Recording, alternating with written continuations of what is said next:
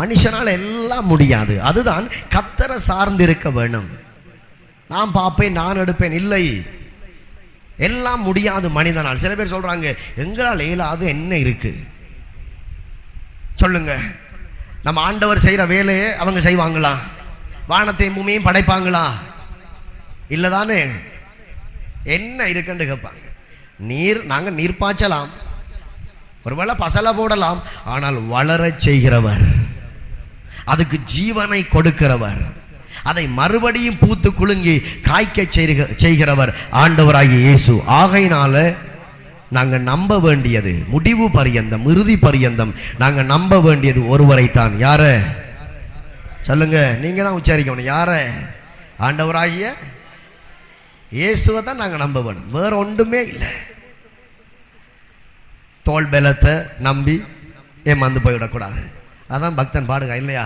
தோல் பலத்தால் சுமந்து பார்த்தேன், கால் பலத்தால் கடந்து பார்த்தேன், சொல் பலத்தால் பெருசாக என்னவோ பண்ண பார்த்தேன், சாதிக்க பார்த்தேன், ஒன்றுமே முடியல. கடைசியில் எல்லாவற்றையும் முயற்சி பண்ணி பார்த்துட்டு ஒரு வேர்டில் நடக்க முடியல டாடி, நடக்க முடியல. பாடுவோமா? நடக்க முடியல டாடி, நடக்க முடியல. சொல்லுங்க, தாங்கிக் கொள்ளுங்க, தாங்கிக் கொள்ளுங்க.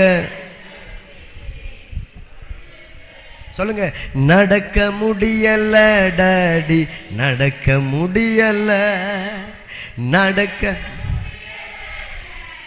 நடக்க தாங்கிக் கொள்ளுங்க, தாங்கிக் கொள்ளுங்க.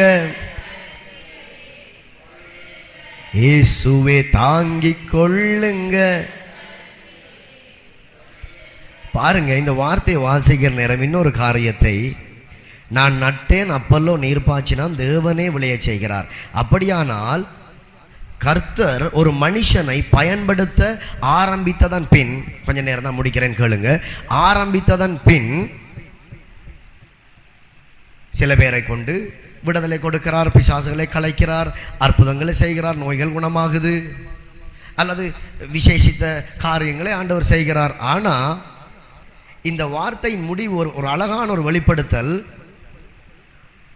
இந்த ஊழியத்தில் வருகிற அத்தனை பெருமையும் யாருக்குரியது? கர்த்தர். எல்லா புகழும் எல்லா மகிமையும் இயேசுவுக்குரியது.